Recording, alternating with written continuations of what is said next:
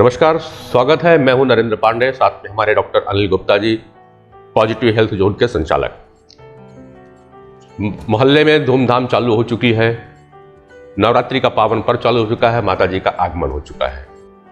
नवरात्रि नए ज्ञान, नव सृजन और नई सोच, नई साधनाओं का दिन होता है। 9 दिन तक लोग कई प्रकार के उपवास रखते हैं कुछ प्राप्ति करने के लिए।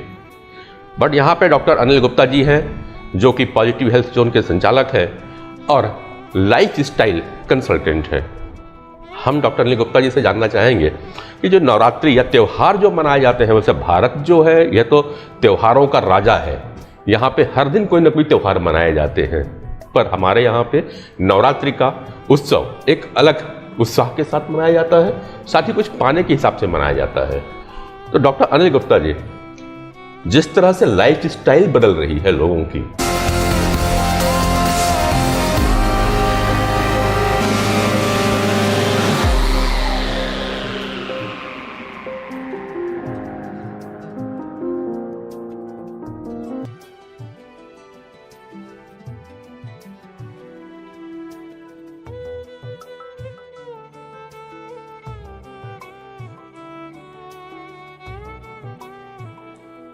हम बार बार लाइफ स्टाइल की बात करते हैं।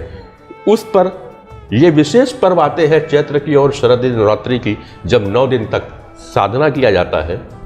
इस सनातन का आधुनिक जीवन में कैसा तालमेल बैठ रहा है और क्या प्रभाव पड़ता है, एक लाइफ कंसल्टेंट होने के में आपसे जानना चाहेंगे। ओम मणि पद्मे हो। नमस्कार आप सभी को, और सर्वप्रथम नवरात्रि की आप सबको बहुत बहुत शुभकामनाएं। पांडे जी, आपने कहा ना कि अभी उत्सव का समय है, जो अभी ये चैत्र का समय है। पहले आता है गणेश पक्ष, फिर आता है दुर्गा पक्ष, और फिर इसके बाद दशहरा और दिवाली। बिल्कुल, ये सब चीजें हमारे वैदिक समय से हम मनाते आ रहे हैं, उत्सव त्योहार। पहले हमें ये समझना होगा कि ये वैदिक समय में जो भी चीजें हमारी लाइफ में इनकॉर्पोरेट की गई, उनका पीछे कोई ना कोई साइंस थी। उत्सव को मनाने का या त्योहारों को मनाने का एक साइंटिफिक रीजन था। आप देखिए, पूरे साल में जो उत्सव होते हैं ज्यादातर 2 समय पे ज्यादा आते हैं। एक, ये जो मौसम चेंज होता है, कब? सर्दियों, गर्मियों से सर्दियों वाला, फिर वापस गर्मियों से सर्दियों की तरफ जी। जो वापस मौसम आता है सर्दी गर्मी, गर्मी सर्दी। तो जब भी मौसम चेंज होता है तो हमारे बॉडी का जो इम्यून सिस्टम है वो उसे रिएक्ट करता है, और इम्यून सिस्टम जैसे ही रिएक्ट करेगा तो बीमारियां होने के चांसेस होते हैं। इसलिए कहा जाता है सर्दी पकड़ लेगी, अभी मौसम थोड़ा बदल रहा है, ध्यान रखो। तो ऐसे समय में उत्सव मनाए जाते हैं ताकि उत्सव के दौरान आप माइंड से हैप्पी मोड में रहें और आपका इम्यून सिस्टम उस समय जो इन्वायरमेंट की वाइब्रेशन है उसे कैच ना कर पाए और खुशनुमा माहौल आपके शरीर के अंदर चलता रहे। और ये जो ट्रांजिशन का समय है, एक ऋतु से दूसरी ऋतु के समय, तो इस ऋतु के अंदर में आपको किसी भी प्रकार का इम्यूनिटी डाउन ना हो, इसीलिए उत्सव का आयोजन किया जाता था वैदिक समय में। ठीक है, एक अच्छी बात आपने कही कि जब मौसम बदलता है, खास करके जो भारतवर्ष है, वाकई यहाँ पे 2 प्रकार के ही मुख्यतः मौसम देखे जाते हैं। एक ग्रीष्मकालीन मौसम है, दूसरा शरद का मौसम, ठंड का मौसम होता है, बीच में बारिश और कुछ और भी त्योहारों मौसमों को मिलता है। हालांकि 4 मौसम मान जरूर लेते हैं, लेकिन मुख्यतः हमारे यहाँ पे गर्मी और ठंडी ही 2 मौसम होती है। और बीच के एक समय संक्रमण काल होता है, हाइब्रिड का समय होता है, और इसी समय सर्दी जुकाम या अन्य वायरसेस भी इसी समय आ जाते हैं। चलिए, ये बात तो मतलब आपकी समझ में आ जाती है, लेकिन अभी ये बताइए, इससे त्योहार का शरीर से क्या संबंध हुआ? आपका त्योहार का बीमारी से क्या संबंध हुआ? अगर बीमारी हो रही है तो आदमी दवाइयां ले लेता है, फिर त्योहार कैसे रिलेटेड हुआ? देखिए, हमारे जो त्योहार हैं वैदिक समय से ही उनको मनाने के एक रिचुअल्स थे, और वो रिचुअल्स थे, उन रिचुअल्स को धर्म में शामिल कर दिया गया। धर्म का मतलब था कि आपके लिए डू एंड डोंट्स बना दिए गए कि त्योहारों के समय आपको ये करना है और ये नहीं करना है। और उसमें स्पिरिचुअलिटी को, श्रद्धा को जोड़ दिया गया कि आप उसे श्रद्धा के भाव से मनाएं और आप उसे फॉलो करें। तब क्या हुआ? देखिए, आप किसी भी त्योहार में देखिए, जो रिचुअल्स होते हैं उसका कहीं ना कहीं मेंटल और फिजिकल हेल्थ पर बहुत फर्क पड़ता है। जैसे नवरात्रों में 9 दिन तक उपवास रखने का रखा, यानी कि उस दौरान आपका फिजिकल बॉडी अपने आप डिटॉक्स हो जाएगा। जो हम साल भर से उल्टा सीधा खाना खा रहे थे, अब हम 9 दिनों तक भगवान के साथ जुड़कर, देवी माता के साथ जुड़कर हम अपने को फास्टिंग में रख रहे हैं, यानी फिजिकल बॉडी का डिटॉक्स हो रहा है। अच्छा, अगर ये त्योहार ना हो और दुर्गा माता को इसके साथ ना जोड़ा जाए तो 9 दिन तक भूखा रहना अपने आप में बहुत मुश्किल पार्ट है। लेकिन आप देखिएगा कि जब लोग आराधना करते हैं, साधना करते हैं, मेडिटेशन करते हैं, दुर्गा की साधना करते हैं, तो उनके अंदर एक शक्ति आ जाती है, लाइफ फोर्स एनर्जी आ जाती है, जिसके कारण से चाहे वो फिजिकली कैलोरीज नहीं ले रहे हैं, लेकिन वो स्पिरिचुअली कनेक्ट होकर लाइफ फोर्स एनर्जी बॉडी में टैप कर रहे हैं उन दिनों में। इसीलिए उन्हें भूख महसूस भी नहीं होती और इसलिए वो 9 दिन तक अपने फिजिकल बॉडी को डिटॉक्स कर देते हैं। यही चीज आप त्योहार के बिना रह के देखिए, बिना श्रद्धा भाव के रह के देखिए, 2 दिन में आप भूखे नहीं रह पाएंगे। तो डॉक्टर साहब, आपने एक अच्छी बात की, कबीर जी का दोहा याद आता है, दुख में सिमरन सब करे, सुख में करे न कोय। तो अगर 9 दिन की साधना में भूखे रह करके भी ज्यादा एनर्जेटिक आदमी हो सकता है, तो अगर वो साल भर इसी तरह की साधनाएं, इसी तरह का मेडिटेशन करे तो उसका एनर्जी लेवल कितना हाई होगा? डेफिनेटली। ये तो हमारे वैदिक साइंस में बताया ही गया है ना कि बीच बीच में फास्टिंग करना चाहिए। फास्टिंग के 3 तरीके हैं। पहला फास्टिंग है कि रात इंटरमिटेंट फास्टिंग। इंटरमिटेंट फास्टिंग मतलब आप रात को 7 साढ़े 7 बजे के आसपास डिनर कर लीजिए और सुबह का ब्रेकफास्ट 9 बजे करिए, तो ऑलमोस्ट 11-12 घंटे का आपका एक फास्टिंग हो गया, बॉडी अपने आप डिटॉक्सिफाई हो गई, और वो भी रात को आप लाइट फूड खा के सोएं जो इजीली डाइजेस्टिबल हो। दूसरा प्रकार का फास्टिंग होता है होल डे फास्टिंग, जो हम बीच बीच में करवाते ही हैं। और तीसरा जो ये 7 to 9 डेज का फास्टिंग इस प्रकार का होता है। तो ये बीच बीच में जितना हम फिजिकल फूड से फास्टिंग करेंगे तो उस दौरान हमारा जो GIT है उसके अंदर में पूरा डिटॉक्सिफिकेशन होगा, और जो लाइफ फोर्स एनर्जी, जब हम फूड खाते हैं तो उस फूड को डाइजेस्ट करने के लिए लाइफ फोर्स एनर्जी लग जाती है। दिन में अगर हम 3 बार 4 बार फूड खा रहे हैं तो 4 बार लाइफ फोर्स एनर्जी उस बॉडी को, फूड को डाइजेस्ट करने में यूज हो गई। लेकिन जब आप फास्टिंग में होते हैं, वही लाइफ फोर्स एनर्जी आपके बॉडी में रीजनरेशन करने में, रिपेयर करने में, ग्रोथ करने में यूटिलाइज होती है। इसीलिए 7 दिन की, 8 दिन की, 9 दिन की फास्टिंग के बावजूद भी आपकी बॉडी एकदम ग्लो आ जाता है, चमक जाती है, क्योंकि बॉडी का अंदर से रीजनरेशन और रिपेयर हो जाता है। वो लाइफ फोर्स एनर्जी जो फूड को डाइजेस्ट करने में लगनी थी, वो आपकी लग गई कहाँ पर? बॉडी को रिपेयर करने में, रीजनरेट करने में। मतलब उपवास रहना शरीर के लिए आवश्यक मानते हैं ये चीज। आप आयुर्वेद की बात करें, नेचुरोपैथी की बात करें, ध्यात्म की बात करें, वैदिक विज्ञान की बात करें, इवन मेडिकल साइंस की बात करें, कोई भी साइंस फास्टिंग को 100% यूजफुल बताता है। इसीलिए पुराने जमाने में लोग, जो हमारे दादाजी या नाना जी लोग रहते थे, तो जब तबीयत खराब होती थी तो सबसे पहले कहते थे उपवास रख दो इसको। महात्मा गांधी जी का भी वर्जन याद आता है, वो जब भी उनकी तबीयतें खराब होती थी वो पूरा दिन का उपवास कर लेते थे। शायद इसी कारण उनकी लाइफ फोर्स एनर्जी इतनी ज़्यादा थी और वो ज़्यादा दूसरे नेताओं की अपेक्षा वो ज़्यादा दूरी तक सफ़र करते थे, ज़्यादा काम करते थे। चलो डॉक्टर साहब, अब आता हूँ वापस मैं नवरात्रि की ओर। नवरात्रि का उत्साह चल रहा है और अब ये जो समय आ रहा है षष्ठी, सप्तमी और अष्टमी, इन दिनों में ये अपनी चरम सीमा पे होगा। हर तरफ ध्वनि रहेंगी, ढोल बजते हैं। हम अगर गांव की तरफ चलते हैं तो आज भी हमारे ट्राइबल एरिया में मृदंग बज रहे हैं, नगाड़े बजते हैं, ढोल बजते हैं, एक अच्छी अलग अलग प्रकार की ध्वनियाँ रहती हैं। शहरों में भी अलग अलग परिधान पहने नवयुवक और नवतियाँ नृत्य करने के लिए आतुर रहते हैं और अलग अलग धुनों पे, अलग अलग स्टेप पे, अलग अलग रंग के कपड़े पहन करके नृत्य करते हैं। नवरात्रि का त्योहार और नृत्य, ध्वनि, उमंग, मैं फिर आऊंगा पॉजिटिव हेल्थ जोन को कि हेल्थ और वेलनेस से कैसे जोड़ देते हैं इसको।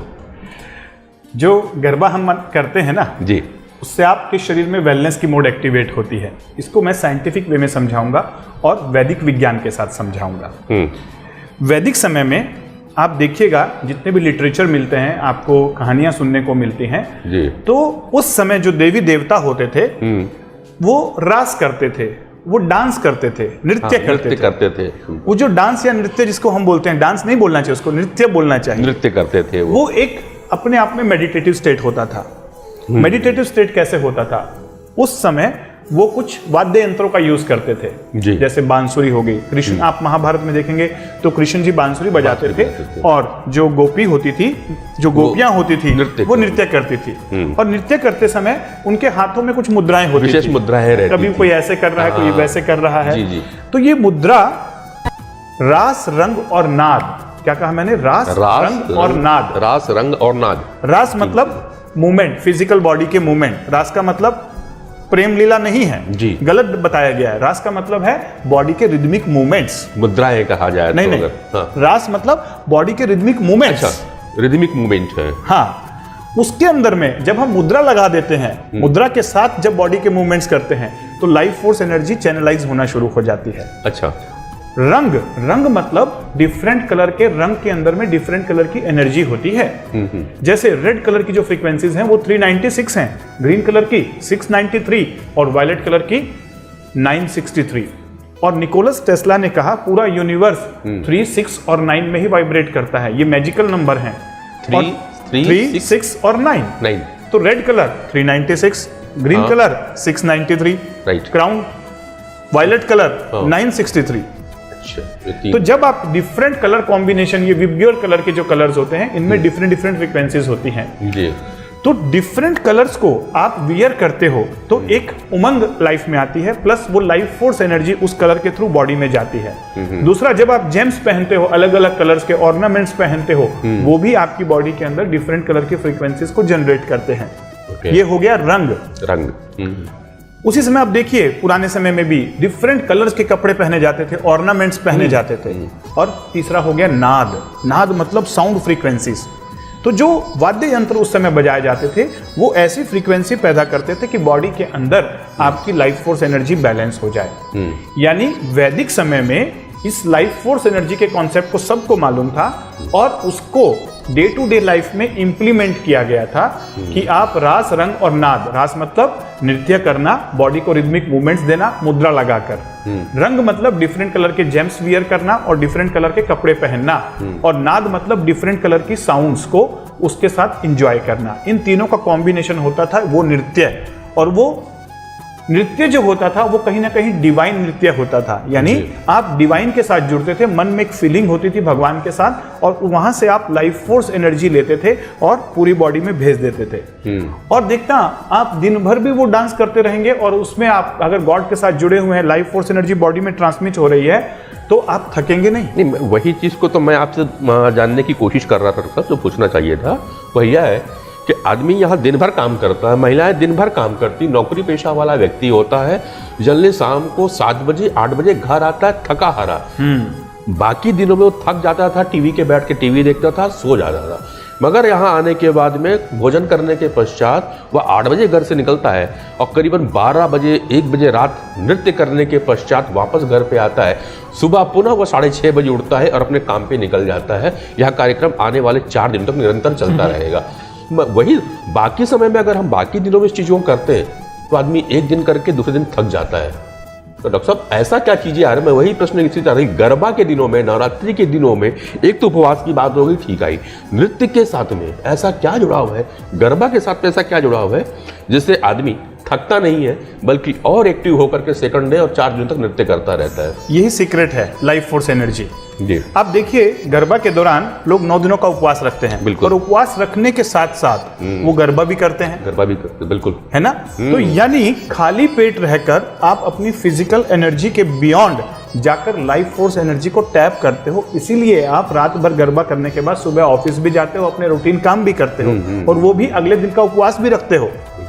यानी 2 एनर्जीज हैं, एक है फिजिकल एनर्जी जो हम फूड से अचीव करते हैं, जो हम फूड से लेते हैं जिसमें कैलोरीज होती हैं जी। और दूसरी है लाइफ फोर्स एनर्जी जो हम ब्रह्मांड से लेते हैं, इस डिवाइन पावर से लेते हैं और अपनी सोल के थ्रू, अपने चक्रों के थ्रू, अपनी मेरिडियंस में, अपनी नाड़ियों में, एनर्जी वेसल्स में ट्रांसमिट करते हैं। अब ये दोनों एनर्जीज, अगर आप फिजिकल एनर्जी के बिना आप बहुत दिनों तक जिंदा रह सकते हैं, लेकिन आपकी लाइफ फोर्स एनर्जी के बिना आप 1 सेकंड भी जिंदा नहीं रह सकते जी। जिस समय आपकी लाइफ फोर्स एनर्जी 0 हुई, इमीडिएट डेथ हो जाएगी। और ये लाइफ फोर्स एनर्जी वो गरबा के दौरान रास, रंग और नाद के कॉम्बिनेशन से ही आप वो गरबा करते हुए और उस डिवाइन फीलिंग के साथ, क्योंकि डिवाइन फीलिंग होना जरूरी है। माइंड के अंदर जब आपकी डिवाइन फीलिंग है, आप उसको देवी माता के लिए गरबा कर रहे हैं, उस भगवान से जुड़ रहे हैं, उस आध्यात्मिक शक्ति से जुड़ रहे हैं, और वहां से जुड़कर आप उस एनर्जी को पूरी बॉडी में ट्रांसफर करते हैं और वो लाइफ फोर्स एनर्जी बढ़ जाती है। उसकी वजह से आप 9 दिन भूखे भी रह पाते हैं। उसके साथ साथ आप दिन भर, वो रात भर डांस भी करते हैं, नृत्य भी करते हैं, उसके बावजूद भी उनकी बॉडी में थकान नहीं होती। दूसरी तरफ आप जाइए एक डिस्कोथेक में, जहां पर बहुत हाई लाउड म्यूजिक चल रहा है, ठीक है, वहां आप देखिए डिस्कोथेक के अंदर, पब के अंदर ड्रिंक होता है, स्नैक्स होते हैं, एक से एक स्नैक्स होते हैं, हाई कैलोरिक फूड, वो भी लेते हैं पूरा टाइम, हर समय कुछ पैक भी लेना है। उसके बावजूद भी 1 से 1.5 घंटा 2 घंटा वो जो डांस करते हैं, उसके बाद थक के चूर हो जाते हैं, और अगले दिन भी वो पड़े रहते हैं अपने ही घर में हैंगओवर में। कारण ये जो वहां जो साउंड होती है, दैट इज नॉट नाद, वो हमारी बॉडी की फ्रीक्वेंसी को पूरा डिस्टर्ब कर देती है। दूसरा, जो वहां पर हम डांस करते हैं, वो रास नहीं होता, मुद्रा नहीं होती, उसमें रिदमिक मूवमेंट्स नहीं है, और ना ही वहां पर जो लाइट्स हैं वो रंग हैं। वो तो हमारी लाइट्स जो वहां पड़ रही हैं वो हमें और इरिटेट करती हैं। कि वहां की जो ओवरऑल फ्रीक्वेंसी मेजर की जाए, अगर किसी पब की, किसी ऐसे क्लोज स्पेस की जहां पब है, डांस बार है, आप अगर वहां की एनर्जी चेक करेंगे तो वहां एंट्रोपी एनर्जी होगी बहुत हाइपर एनर्जी का मतलब, क्योंकि वहां बहुत हाई फ्रीक्वेंसी की साउंड चल रही है जी। एंट्रोपी का मतलब होता है डिग्री ऑफ रैंडमनेस। जैसे आप देखें, एक स्कूल है, स्कूल में अगर टीचर नहीं है तो सब बच्चे क्लास में रैंडमली मूव कर रहे हैं, तो उस क्लास की एंट्रोपी बहुत ज्यादा है। लेकिन जैसे ही टीचर आते हैं, सब बच्चे अपनी अपनी जगह पर बैठ जाते हैं, बच्चे उतने ही हैं, सब अपनी अपनी जगह पर व्यवस्थित होकर बैठ गए। अब उस क्लास की एंट्रोपी बहुत ही कम हो गई। ठीक, एंट्रोपी मतलब डिग्री ऑफ रैंडमनेस कम हो गई, अब वहां पर सारी चीजें व्यवस्थित हो गई। इसी प्रकार से बॉडी की एंट्रोपी होती है। जितना बॉडी की एंट्रोपी बिगड़ेगी, ज्यादा होगी, उतना ही बॉडी के अंदर डिजीज पैदा होगी, रैंडमनेस होगी, ऐसे ऐसे ऐसे। और जितना बॉडी के अंदर सारी चीजें हार्मोनियस होंगी, एंट्रोपी लेस होगा, तो बॉडी वेलनेस की मोड में आएगी। तो रास, रंग और नाद जो गरबा में किया जाता है, उसके द्वारा बॉडी की एंट्रोपी डाउन होती है, बॉडी के अंदर एनर्जी जनरेट होती है।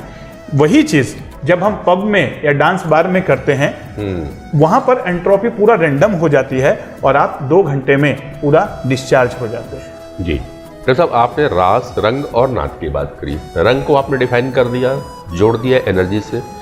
रास को भी बड़े अच्छे से आपने डिफाइन किया और उसको जोड़ दिया है हमारी पॉजिटिव एनर्जी की और डिवाइन एनर्जी के साथ में। तो सब जहाँ पे अब नाद की बात आती है, एक तो नाद हमने देख लिया जो डिस्को थिएटर में और पब में बजता है, डीजे में बजता है, एक नाद ये हो गई। एक नाद जो बजता है हमारे गांव में बजता है, हमारे ट्राइबल भाई लोग बजाते हैं, मृदंग बजता है, ढोल बजते हैं, नगाड़े। मंदिर की ओर चलता हूँ, छोटे पंडाल भी लगे हैं, बाकी समय तो डीजे बजता है डॉक्टर साहब, लेकिन विशेष समय होता है आरती का। और आरती के समय जब वहाँ खड़े होते हैं तो वहाँ जो नाद चलता है, जो वहाँ की जो आवाज़ आती है, वह अंदर में एक वाइब्रेशन पैदा करने लगती है। वहाँ बड़े से ढोल रखे होते हैं, बजते हैं, शंख हैं, बड़े बड़े घंटा होते हैं जो उन्हें बजाया जाता है, और फिर छोटी घंटियाँ भी होती हैं जो माता जी के गर्भ के स्थान पर रखी होती है। नाद में फिर से मैं कहूँगा, इसका हमारे हेल्थ पे कोई अलग अलग प्रभाव पड़ता है क्या? रखे गए हैं, अगर पुराने लोगों ने रखा है, बड़ा वाला ढोल रखा है, छोटे नगाड़े भी रखे हैं, मृदंग भी रखा हुआ है, बांसुरी भी बजती है, शंख 2-3 प्रकार के होते हैं, घंटा भी बड़े और छोटी घंटियां भी होती हैं। इनका चक्रों के साथ कोई रिलेशन, डिवाइन एनर्जी के साथ में कोई रिलेशन, या हमारे हेल्थ और वेलनेस से कोई रिलेशन है क्या? देखिएगा, मैं हमेशा कहता हूं ह्यूमन बीइंग के 2 पार्ट हैं, एक फिजिकल और एक मेटाफिजिकल। फिजिकल मतलब ये फिजिकल बॉडी, ये तो एक बॉडी है। इसके बियॉन्ड 80% पार्ट जो हमारा है, जो मेटाफिजिकल बॉडी है, यानी वो एनर्जी बॉडीज हैं, एनर्जी लेयर हैं, जो दिखाई नहीं देती। तो इन्वायरमेंट में जो भी एनर्जीज होंगी, चाहे वो साउंड फ्रीक्वेंसीज हो, चाहे कलर फ्रीक्वेंसीज हो, वो हमारे मेटाफिजिकल पार्ट को डिस्टर्ब करती हैं या अच्छा करती हैं। अब आपने कहा कि मंदिरों में या उत्सव के दौरान जो डिफरेंट प्रकार की साउंड्स होती हैं, जिन्हें हम नाद कहते हैं, पहले हमें नाद को समझना होगा। नाद एक ऐसी चीज है जो साउंड का एक विशेष पार्ट है, यानी जब भी नाद फ्रीक्वेंसीज क्रिएट होंगी तो बॉडी के अंदर हमारी मेटाफिजिकल जो बॉडीज हैं वो बैलेंस हो जाएंगी और बॉडी वेलनेस की मोड में चली जाएगी और हार्मोनियस हो जाएगी। जो सृष्टि की सबसे पहली साउंड थी वो था नाद, यानी कुछ भी नहीं था पहले, सब कुछ ऐसे ही पड़ा हुआ था। सबसे पहले एक नाद साउंड इस ब्रह्मांड में क्रिएट हुई और जैसे ही नाद साउंड, नाद फ्रीक्वेंसी क्रिएट हुई तो पुरुष और प्रकृति में ये दो चीजें डिवाइड हो गई। ओके। और फिर पुरुष और प्रकृति जब मिलने के बाद फिर वहां से पुरुष और प्रकृति से पंच महाभूत और पंच महाभूत से फिर ये धीरे धीरे धीरे सारी सृष्टि का उत्पन्न हुआ। इसको हम कहते हैं सांख्य थ्योरी। आप वैदिक फिलॉसफी में जाके पढ़िए सांख्य फिलॉसफी या सांख्य थ्योरी। फिलॉसफी नहीं है, ये साइंस है जो उन्होंने इस सृष्टि का उत्पन्न कैसे हुआ, उद्गम कहां से हुआ, ये बताया है, यानी एक नाद फ्रीक्वेंसी से। इसी प्रकार से आज भी अगर हम नाद फ्रीक्वेंसीज को जनरेट करते हैं तो फिजिकल बॉडी के बियॉन्ड जो हमारी मेटाफिजिकल बॉडी है उनमें वापस एंट्रोपी कम हो जाती है और लाइफ फोर्स एनर्जी बढ़ जाती है और चीजें हार्मोनियस हो जाती हैं, बैलेंस हो जाती हैं। ये जो मेटाफिजिकल बॉडी है ये आपके फिजिकल बॉडी के बियॉन्ड बायोफील्ड में है। ठीक है। जैसे अभी आप फिजिकल बॉडी है ना, इसके बियॉन्ड 6 से 8 फीट तक आपकी मेटाफिजिकल बॉडी होती है। हमने बहुत सारे ऐसे एक्सपेरिमेंट करके देखे हैं जिसमें हमने मेटाफिजिकल बॉडी के अंदर इफेक्ट देखा। हमारे पास बायोफील्ड व्यूअर और जीडीवी बायोवेल जैसी डिवाइसेस हैं जो मेटाफिजिकल बॉडी की एनर्जी को चेक करके बता सकती हैं।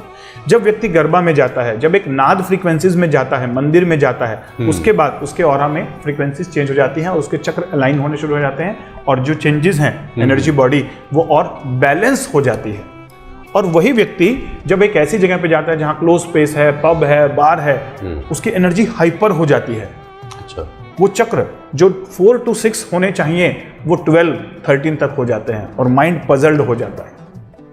समझ रहे हैं आप बात को? तो दो प्रकार की साउंड होती है, एक होती है मकार साउंड और एक होती है नकार साउंड। अच्छा। मकार और नकार।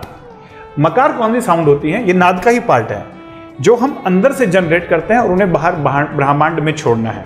मकार साउंड वो साउंड होती हैं जो हम अपने बॉडी में जनरेट करेंगे और उन्हें बाहर छोड़ेंगे। जब हम बाहर छोड़ेंगे तो बॉडी के अंदर वेलनेस की मोड क्रिएट होगी। जैसे ओम।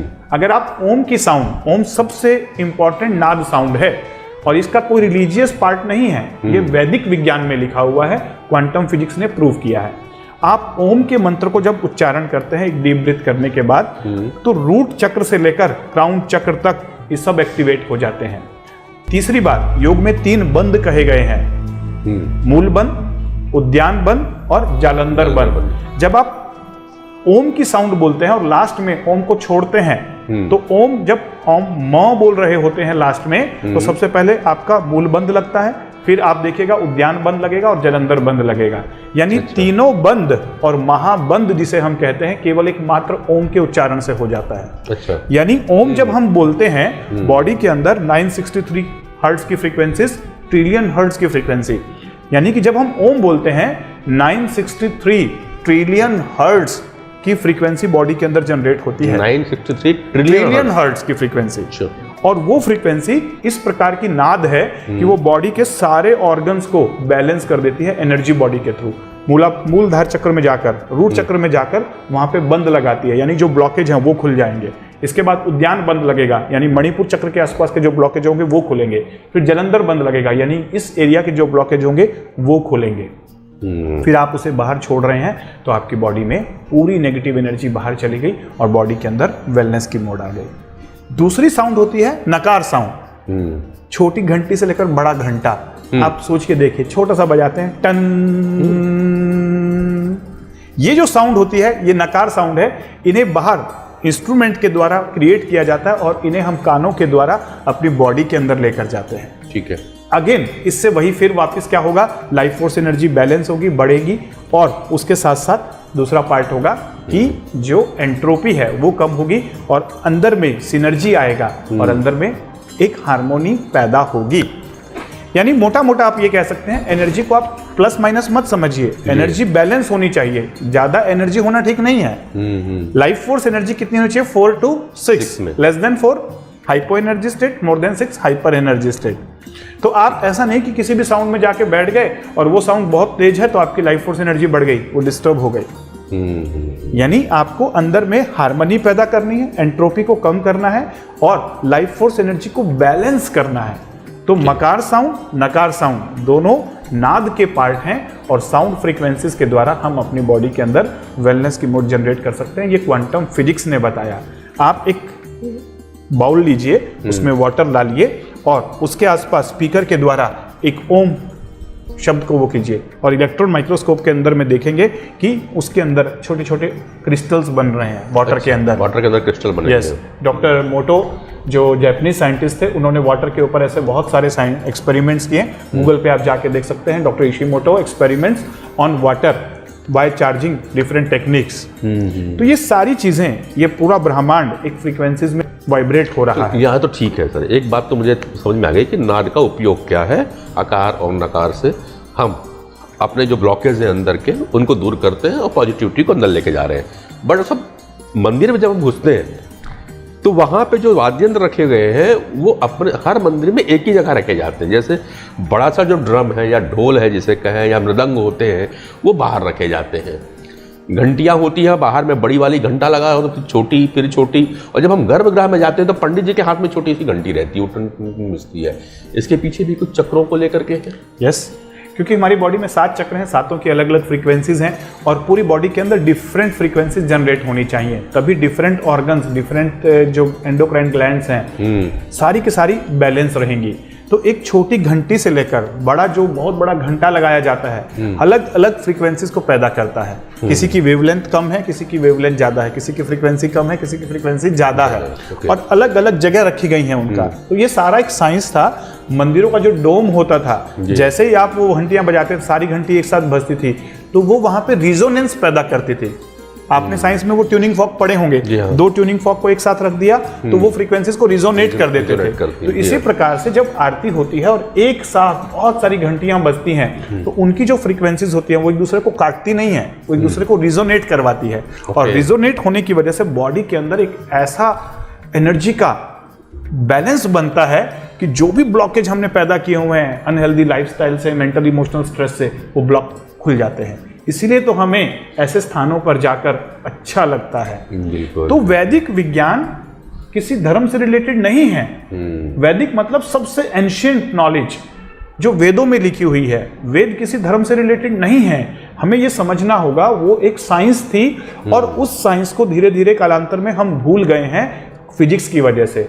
लेकिन क्वांटम फिजिक्स के जितने भी साइंटिस्ट थे, नील बोर को ले लीजिए, आइंस्टीन को ले लीजिए, हेजनबर्ग को ले लीजिए, जितने भी साइंटिस्ट थे, वो जब क्वांटम फिजिक्स के रिसर्च करते और उन्हें कुछ ऐसे रिजल्ट्स मिलते जो फिजिक्स के द्वारा एक्सप्लेन ही नहीं हो पाते, तो वो हैरान हो जाते। लेकिन जैसे ही उन्होंने वेदों को पढ़ा तो उन्हें लगा कि ओह, ये सारी बातें तो वैदिक विज्ञान में पहले ही लिखी हुई हैं, जिन्हें वो दोबारा री एक्सप्लोर कर रहे हैं, रिसर्च कर रहे हैं, यानी इनकी तो पहले से ही सर्च हो चुकी है। बिल्कुल।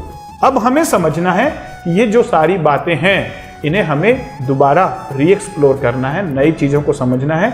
ये ओल्ड इज गोल्ड, ये ओल्ड गोल्ड हमारे पास में है। इसे ओल्ड गोल्ड को हमें नए तरीके के ऑर्नामेंट्स बनाने हैं ताकि हम डे टू डे लाइफ में, प्रेजेंट लाइफ में उसे यूटिलाइज कर सकें। Old wine in new bottle कहते हैं ना, कि वाइन जितनी पुरानी हो वो उतनी अच्छी होती है। तो मैं वाइन की बात नहीं कर रहा हूं, मैं इस वैदिक विजडम की बात कर रहा हूं जो हमारे पास में है। लेकिन हमें इसे साइंटिफिक वे में समझना होगा, प्रैक्टिकल बनाना होगा डे टू डे लाइफ में, और लॉजिकल और साइंटिफिक वे में जब हम समझेंगे तो अंधविश्वास नहीं होगा, केवल विश्वास होगा, स्पिरिचुअलिटी होगी, 7 डायमेंशनल वेलनेस होगी। धन्यवाद डॉक्टर अनिल साहब। तो आपने आज देखा कि हमारे त्योहार वो आध्यात्मिक है, वैज्ञानिक है, तर्कों के साथ हैं, ये अंधविश्वास नहीं है। इन्हें पाश्चात्य संगीतों से ना जोड़ करके हमारे वैदिक जो रास, रंग और नाद, जिसको आज अच्छी तरह से डॉक्टर अनिल गुप्ता जी ने डिफाइन किया है, उसके साथ आइए, उसके साथ जुड़िए और अपने शरीर के अंदर में डिवाइन एनर्जी, पॉजिटिव एनर्जी को ग्रहण करिए, लेकर के चलिए। हेल्दी रहिए, स्वस्थ रहिए, मस्त रहिए। नमस्कार। Thank you.